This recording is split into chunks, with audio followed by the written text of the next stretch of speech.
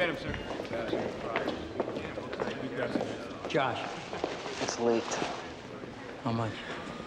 Just buzz. They know there's a restatement of foreign objectives. They know the committee chairman having been consulted. They know it changed a lot overnight. Well, their curiosity will be slaked in about 41 minutes. Listen. Yes, sir. I have a problem. Well, you're about to propose the most massive shift in foreign policy since the Marshall Plan, and it's going to be wildly unpopular.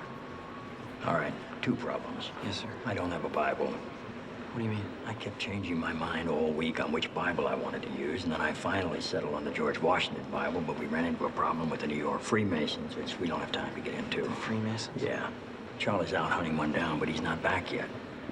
You know, there's nothing that says you have to be sworn in on a Bible. Is that true? You can be sworn in on the Sports Illustrated swimsuit issue. You think that's a good idea? No. You sure? I'll find Charlie. Thanks. We're right next to you, sir. Knock them all down. Thank you, sir.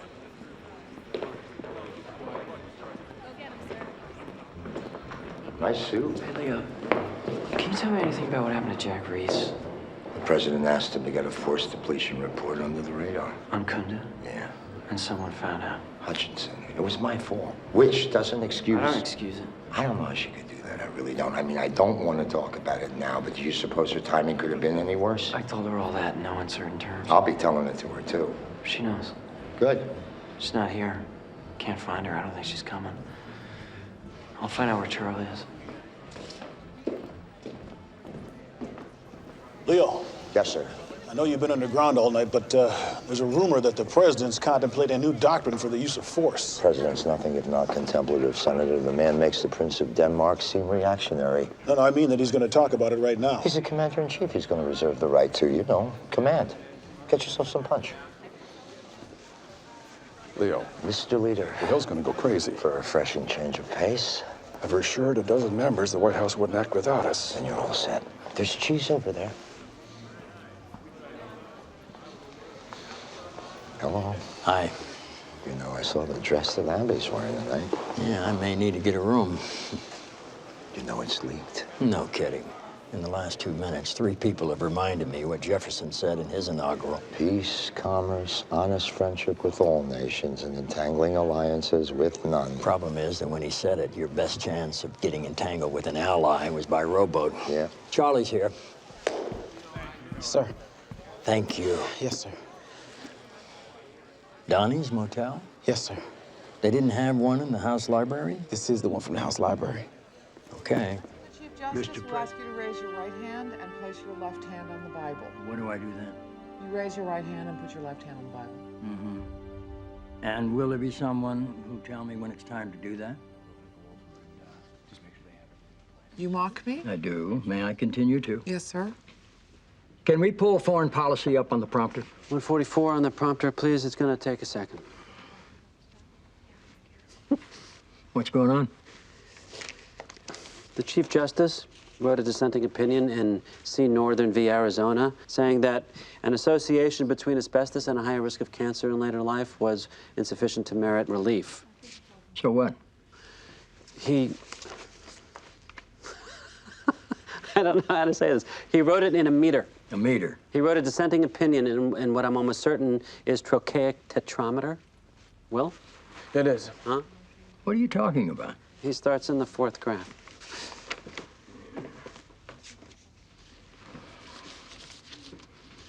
Fear of cancer from asbestos, fuzzy science manifestos.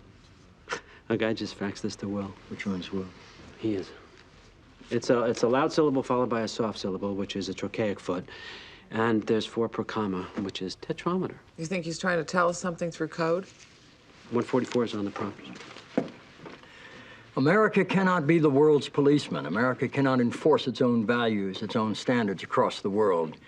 Yet when it's in our clear and vital interest, we're being candid, at least.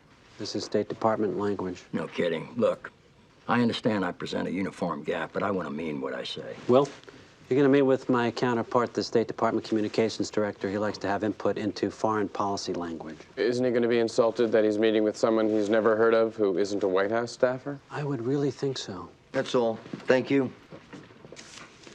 They want the nickel and dime stuff. I'll tell you one thing we can do. What's that, sir? This time of the year, there should be a hotline you can call with questions about cooking turkeys, a special 800 number where the phones are staffed by experts. There is. What do you mean? The Butterball hotline. Butterball has a hotline? Yeah. It's an 800 number. The phones are staffed by experts. Are you kidding me? No. God, I'm sorry. I love my country. Charlie, get me the number for the Butterball hotline. Yes, sir. With what? Hello, welcome to the Butterball hotline. What the hell is it? Hello? How can I help you, sir? Well, first let me say, I think this is a wonderful service you provide. Well, thank you. May I have your name, please? I'm a citizen.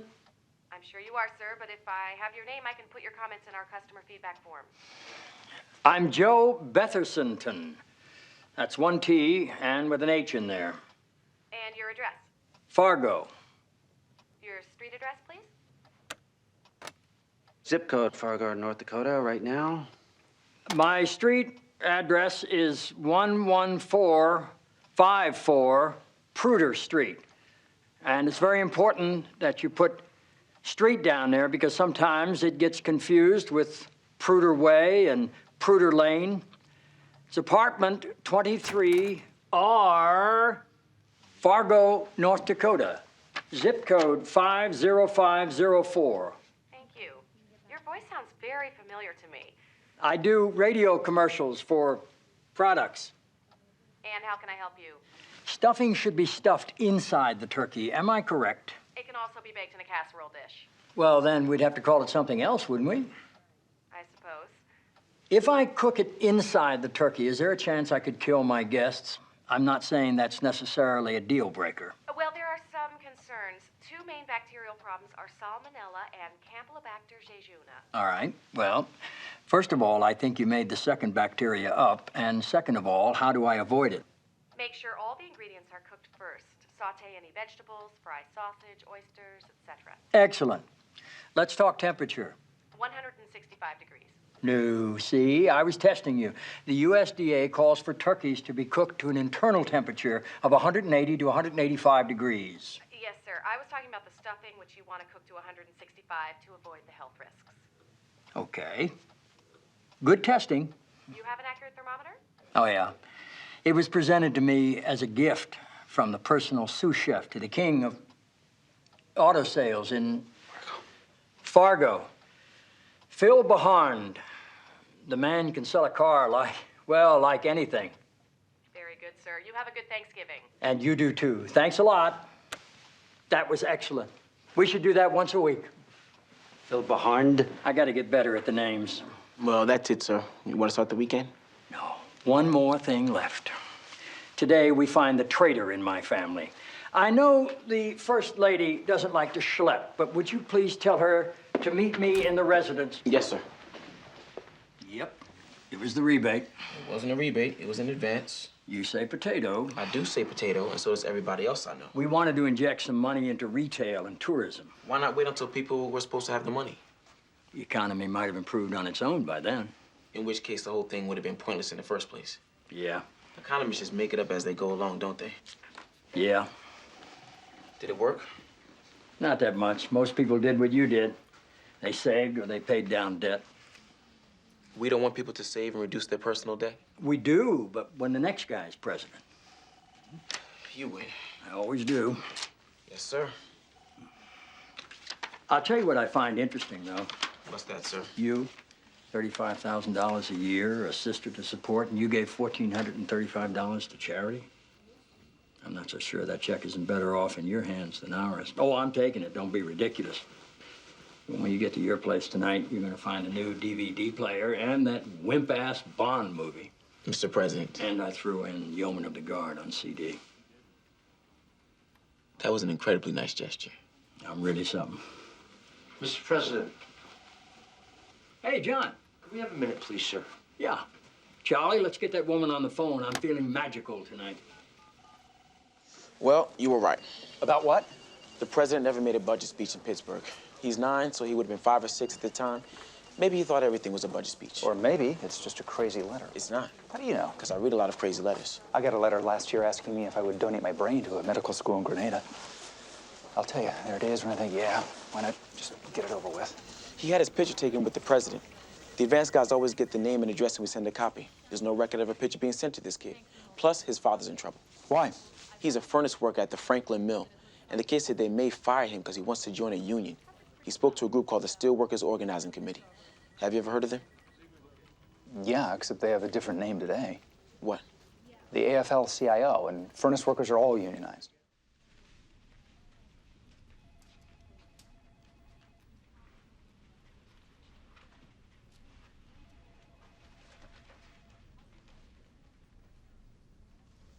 Charlie.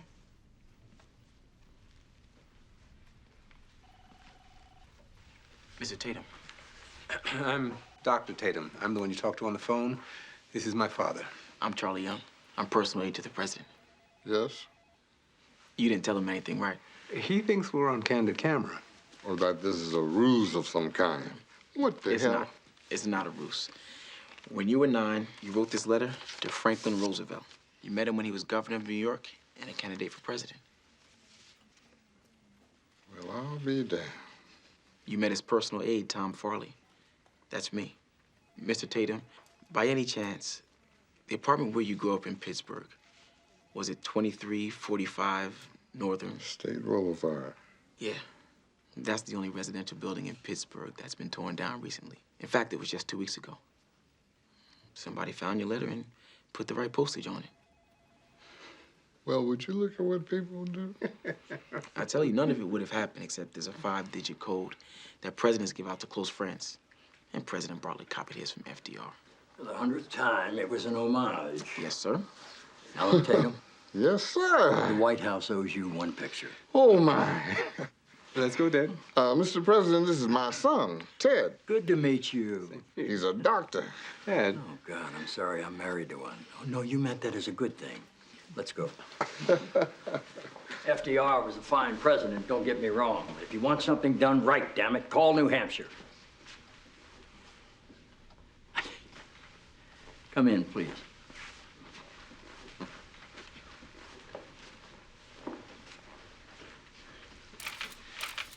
Are you retired, Mr. Tatum? Yes, sir. 53 years on Spirit of St. Louis. New York to St. Louis. Your grandfather was a furnace worker. Your father was on the railroad. You couldn't find honest work. I'd like my picture taken with that young man, if you don't mind. Charlie.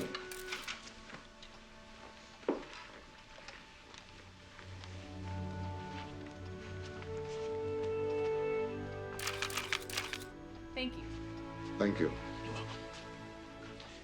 Well, thank you very much, sir. This was really a once-in-a-lifetime experience for both of us. Where you going? You got pictures. What do I get? I'm not sure. You were there. You were at his speech. You got to tell me everything. Sit. We're going to get some food. You sit quietly over there and try to resist the temptation to bill me for something.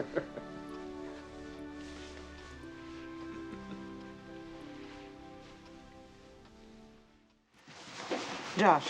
Hey, you might not want to be. Have you been to Ford's Theater? It's my first time, actually. Oh, well, you gotta talk to the president about Lincoln, about the Civil War. Sit with him. It's educational. What are you doing? You're sitting ducks out there. He's on his way. Maybe if we don't ask, if we don't mention it. Yeah, if you don't miss the easy ones. I missed a question. I didn't miss a question. It wasn't me. We had to go downstairs into the basement with him and open the damn museum. What are you talking about? Nothing. It's nothing. You gotta sit with him. I'm not sitting with him. I drew the short straw last year. He's going to start in with Lincoln's first inaugural address and then carry on straight through to the letter Lincoln wrote to the woman who lost all her sons, who didn't really lose all her sons. You have Carl Sandburg's number? Carl Sandburg is dead. Oh, sure, Carl. Take the easy way out. Oh, listen. I'm not going to ask this year. Don't worry. Good evening, Mr. President. Good evening, Mr. Good evening, President. sir. I'm not going to ask. What was the line of dialogue that made the audience laugh, that John Wilkes Booth used as cover to enter the presidential box?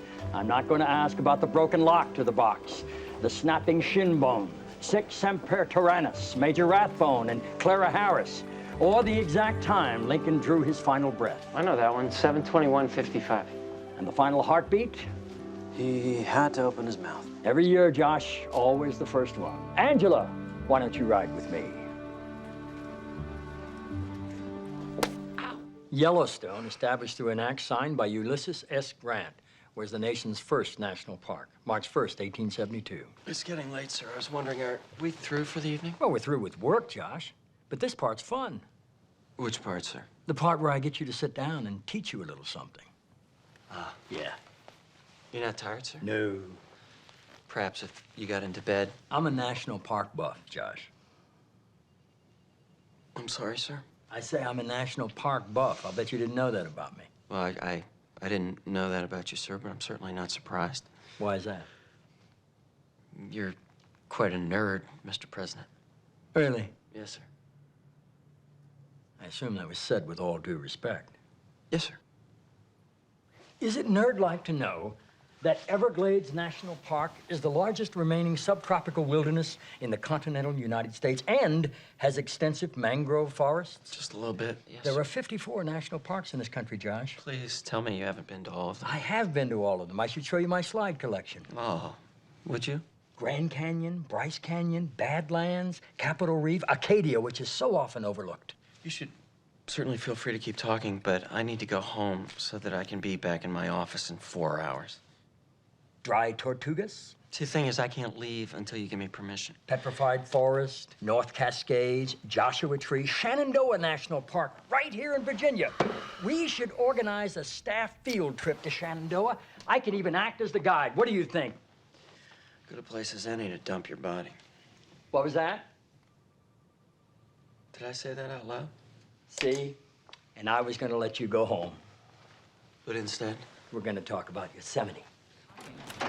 We beat the banking lobby. It's gonna pass? We beat them. You're confident? Yes, it's in the bag. Were you and Josh talking till 2 in the morning about national parks? Ooh, CJ, Everglades National Mr. Park is one of the great... President. Right, I got to take this call so I can gloat about the banking bill. Enjoy yourself, Be sir. talking about this today, CJ. This is the story. Yes, sir. Crunch them. Yes, sir. Oh, incidentally, the California live oak is one of... Mr. President. Right. Have a good day, sir. 12th round knockout, CJ. Yes, sir.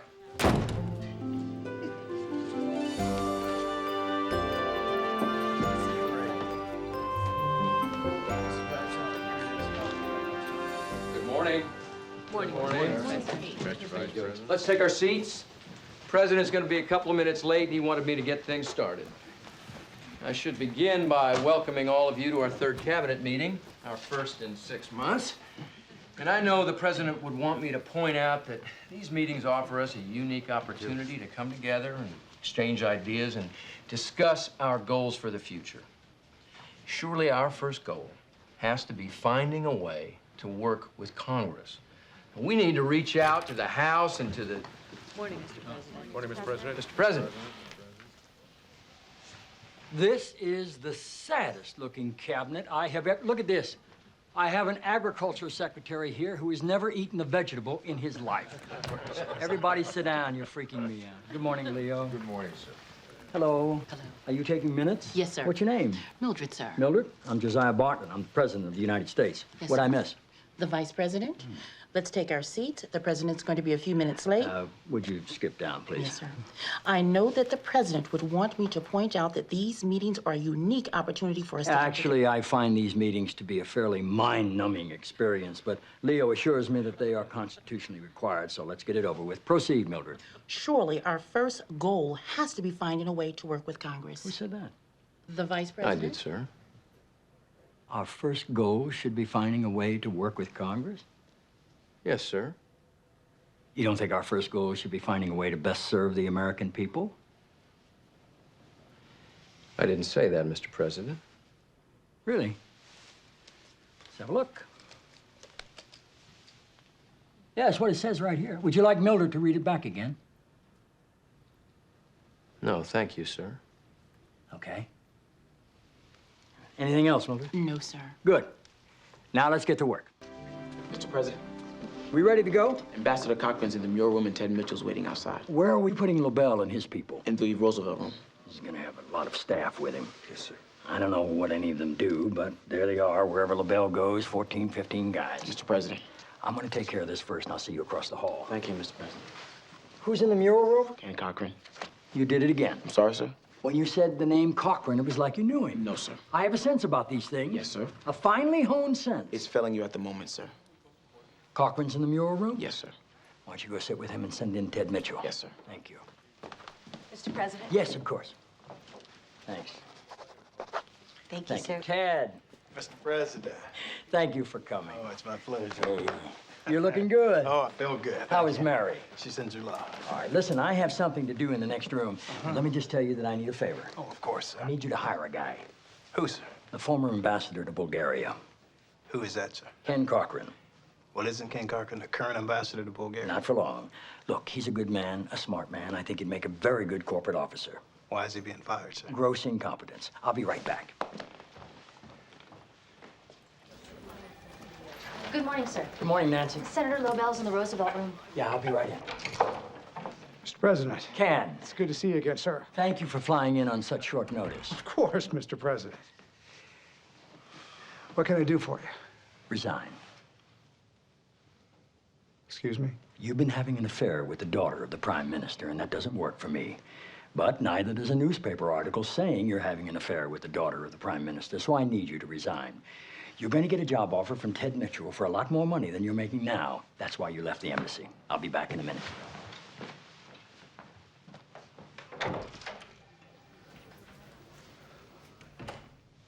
Well, this is outrageous. This is outrageous, and I'll explain that to him when he comes back in here. Yes, sir. Have we met? Sir? You look very familiar to me. Have we met? Yes, sir. Where? I was a waiter at the Gramercy Club. Charlie? Yes, sir. Charlie? Yes, sir. It's good to see you again. Yes, sir. Under strange circumstances, which, when the president comes back, I'll explain Yes, that sir. to him.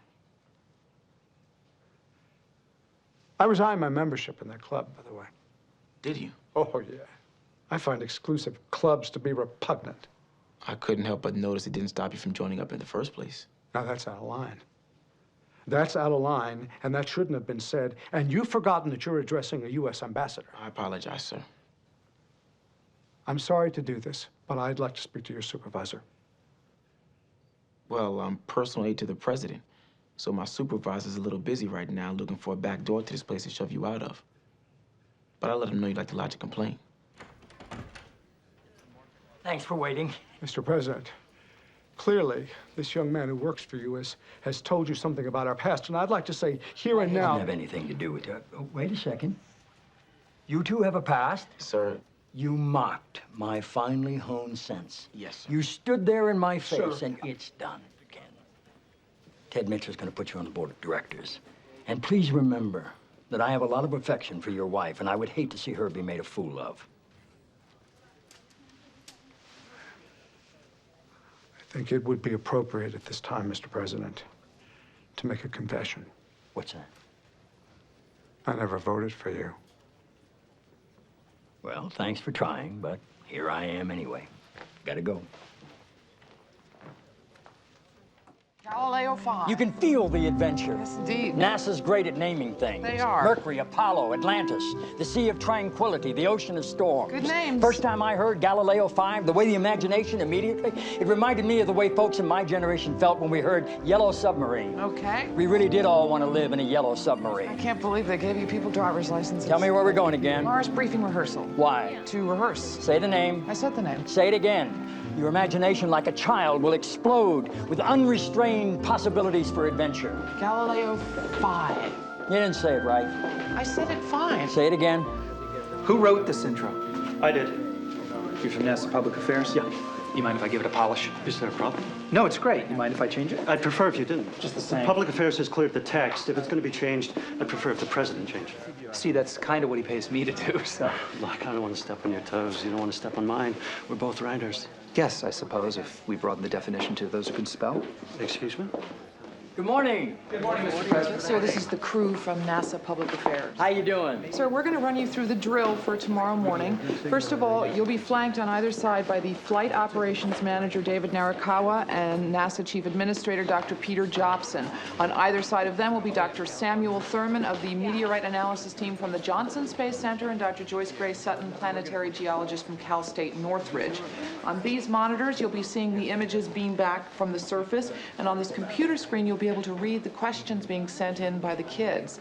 I strongly urge you. Yes. I strongly urge you. I know. I strongly urge you, Mr. President, to act as moderator and pass the questions off to one of the experts on the panel rather than answer it yourself. Yes. Would you like to see some of the questions? We have questions in advance. Some of them. Would you put them up? Sure. Katie, 6th grader, Green Oaks, Junior High School, Austin, Texas, asked, how old is the planet Mars? That's a great question, Katie. The planet Mars is 4.6 billion years old. What did I just say? I knew that one. Nobody likes a know-it-all. Yes, God forbid that while talking to 60,000 public school students, the president should appear smart. That's fine. Just don't show off. I don't show off. Stevie, 4th grader, PS 31, Manhattan, asked, what is the temperature on Mars? Well, Stevie, if one of our expert panelists were here, they would tell you the average temperature ranges from 15 degrees to minus 140. That happens to be wrong. It ranges from 60 to minus 225. I converted it to Celsius in my head. Thank you. Can I see the intro? It's up on the prompter.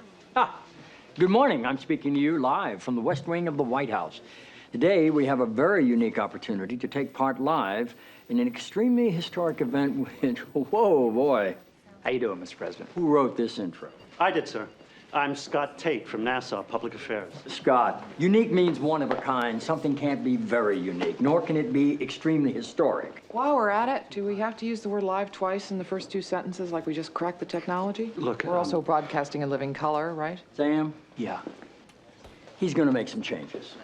You gonna clear him with me? I doubt it. Write this. Good morning. 11 months ago, a 1,200-pound spacecraft blasted off from Cape Canaveral, Florida. 18 hours ago, is it 18 hours ago? We're on the air at noon Eastern. Yeah. 18 hours ago, it landed on the planet Mars.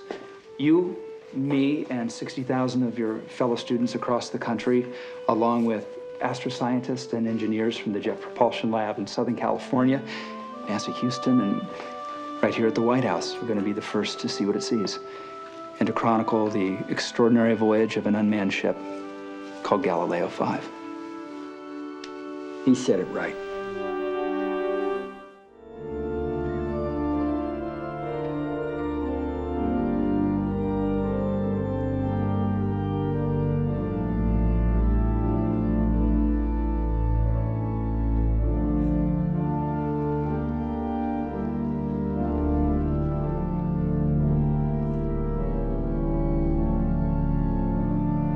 Makes $4,100. The nurse makes $3,100. Miss Mueller gets paid an additional $200 a year to conduct the choir and band, while Mr. Ryan gets paid an additional $400 a year to coach the rowing team. Crew.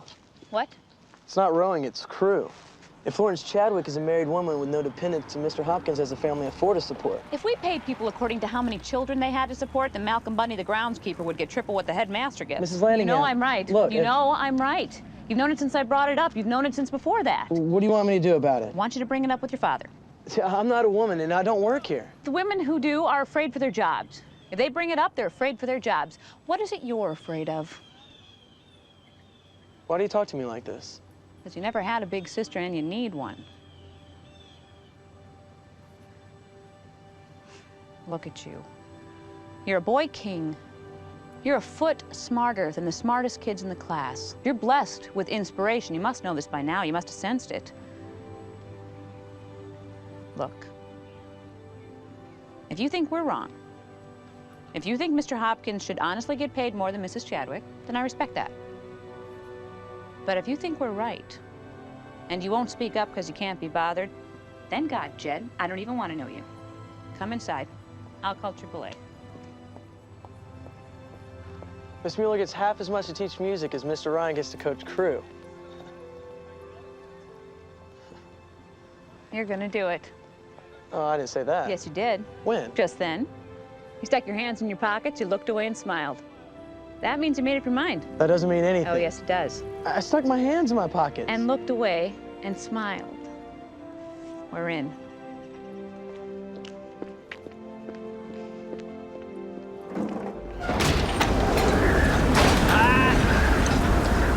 Damn it! Mrs. Lanningham!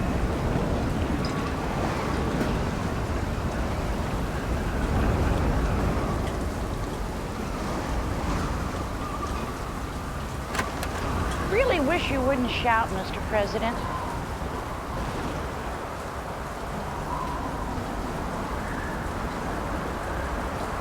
The door keeps blowing open. Yes, but there's an intercom and you could use it to call me at my desk. I was... You don't know how to use the intercom.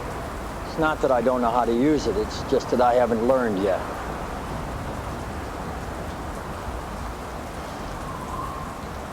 I have MS and I didn't tell anybody.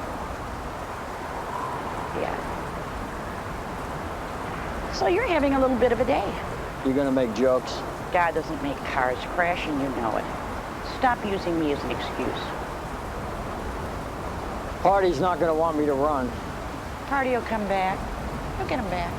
I got a secret for you, Mrs. Lanningham. I've never been the most popular guy in the Democratic Party. I've got a secret for you, Mr. President. Your father was a prick who could never get over the fact that he wasn't as smart as his brothers. Are you in a tough spot? Yes. Do I feel sorry for you? I do not. Why? Because there are people way worse off than you.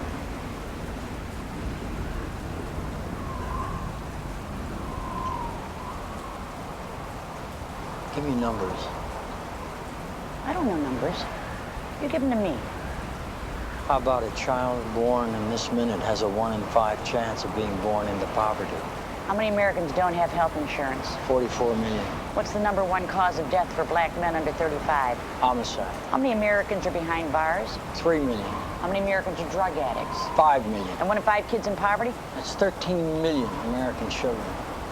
3.5 million kids go to schools that are literally falling apart. We need 127 billion in school construction. We need it today.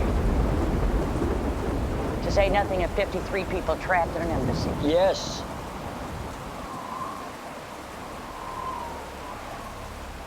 You know, if you don't want to run again, I respect that. But if you don't run because you think it's going to be too hard or you think you're going to lose, well, God, Jed, I don't even want to know you.